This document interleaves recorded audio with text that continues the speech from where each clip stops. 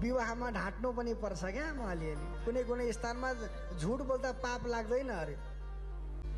भनिन्छ कि विवाहको समयमा या वृत्त्यर्थे प्राण सङ्कटे, जब प्राण सङ्कटमा आउँछ भनेको जहाँ आफ्नो शरीर चाहिँ जोगाउन सकिन्छ यदि एउटा झुटले भने त्यहाँनिर झुट बोल्दा हुन्छ। र वृत्त्यर्थे भनेको अलिअलि कमाउनको लागि क्या।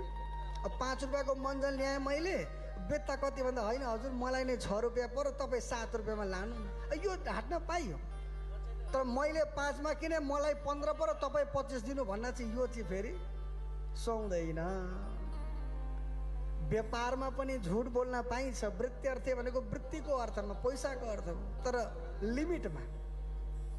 अनि प्राण सङ्कटे भनेको जहाँ प्राण कसैको बच्छ भने, गो ब्राह्मणार्थ हिंसायाम, तपाईको झुटले एउटा ब्राह्मणको या एउटा गाईको रक्षा हुन्छ भने त्यहाँ झुट बोल्नुहोस्, त्यहाँ पाप लाग्दैन। कुनै छोरीको चेलीको विवाह भएको छैन अरे होइन। र विवाह यदि एउटा झुट बोल्दा हुन्छ भने त्यहाँ पनि झुट बोल्नुपर्छ। भनिन्छ नि कि विवाहमा अलिअलि झुट त चल्छ, तर अलि अलि है त आमा।